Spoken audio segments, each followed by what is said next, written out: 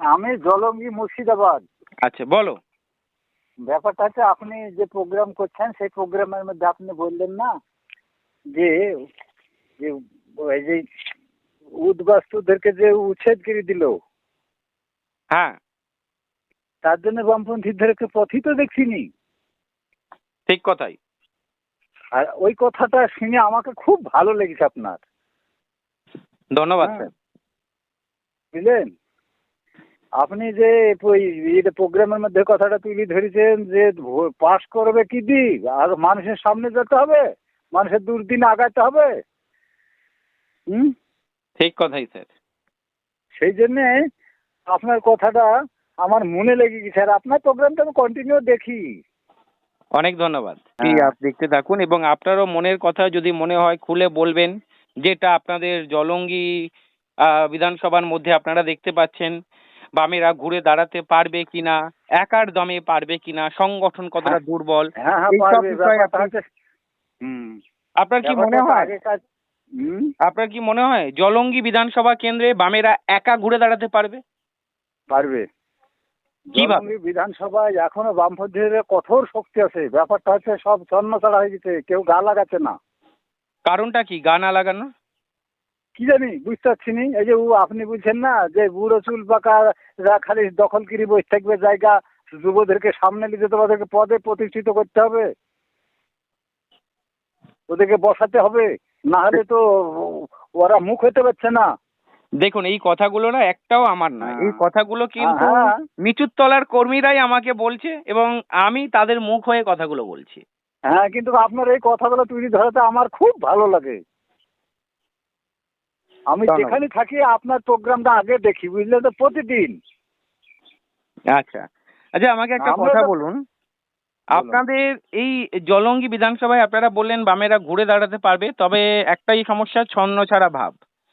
এবং হুম, এই ছন্নছাড়া ভাবটা আপনি বুঝতে পাচ্ছেন না। আপনি কি সমর্থক নাকি কর্মী? ও আপনি সমর্থন বলেন, কর্মী বলেন, সবই আমি। আমার জান হলো বামফ্রন্ট। আচ্ছা, তাহলে আপনি চান বামফ্রন্ট ঘুরে দাঁড়াক। অবশ্যই। এবার ঘুরে দাঁড়াতে গেলে হ্যাঁ, আপনারা যেটা চাইছেন রাজ্য নেতৃত্ব তার উল্টো করছে। ওই ওই যে ওইখানে তো মনোমালিন্য হয়েছে না। আজকের একটা কথা ওই বলুন না, জলঙ্গি থেকে কোনো একজন নেতাকে তুলে ধরতে পেরেছে? প্রত্যেক কটা জলঙ্গি বিধানসভা আমাদের থেকে একটা তরুণ নেতা তুলে আনতে পেরেছে বামেরা? না। সামনে রেখে যারা প্রজেক্ট করবে হুম, আন্দোলনের, জলঙ্গি হুম, প্রত্যেক কটা বলেন। বিধানসভাতে আন্দোলন করতে হবে। প্রত্যেক কটা হ্যাঁ, 294টা বিধানসভা কেন্দ্র রয়েছে। এই হ্যাঁ, 294টা বিধানসভা কেন্দ্রে যে সব ইস্যু রয়েছে, এই ইস্যু নিয়ে হ্যাঁ, আন্দোলন করতে হবে। এখানে জেলা রাস্তায় নামতে ভিত্তিক, হবে। জেলা হ্যাঁ, ভিত্তিক করে লাভ নেই। না, বিধানসভাকে টার্গেট করতে হবে, প্রত্যেক কটা টার্গেট করতে বিধানসভা। হবে। হুম।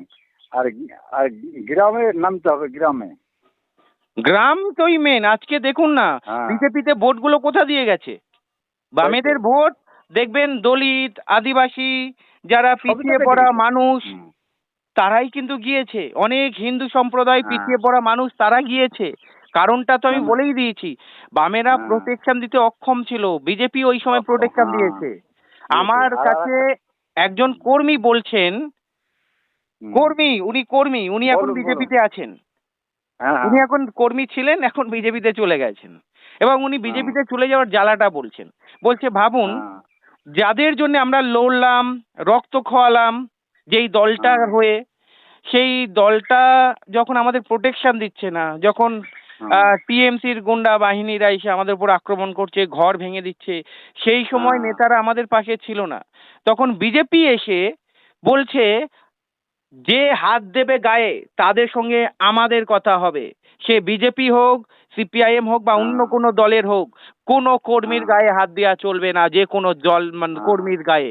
তখন হ্যাঁ, হ্যাঁ, হ্যাঁ, এই সিপিআইএম কর্মী ভাবছে, এই বামেদের এত বলার পরেও জেলা নেতৃত্ব, রাজ্য নেতৃত্ব বা এরিয়া কমিটি আমাদের পাশে দাঁড়ায়নি, চুপচাপ ঘুরিয়েও থাকতে তাকায়নি। বলেছে। আজকের হুম, বিজেপি আমাদের সাপোর্ট দিচ্ছে, আমি হ্যাঁ, বিজেপিতেই যাব। তৃণমূলকে হারাতে ঠিক। পারলে তাহলে বিজেপিকেই হারাতে, বিজেপিই পারবে হারাতে। হ্যাঁ, এইভাবেই চলে গেছে অনেকে। উপায় নাই। নিজেকে বাঁচতে গেলে ওইটাই করতে হবে।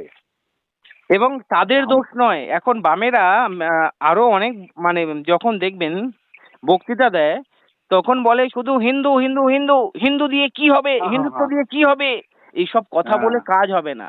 যদি কোনো না হিন্দু না হয় ওসব কাজ। তার হুম। গায়ে তো লাগবেই, তাহলে তার গায়ে লাগবে, কাঁটা হ্যাঁ। ফুটিয়ে তুমি ভাবছো সে তোমার দলে আসবে, একদম ভুল ধারণা। না আসবে না। মানে তাকে আরো শক্তপোক্ত করে দিচ্ছ তুমি, তুমি বিজেপিতেই থাকো। হ্যাঁ, তুমি ওই দিক আমি এইদিকেই থাকি।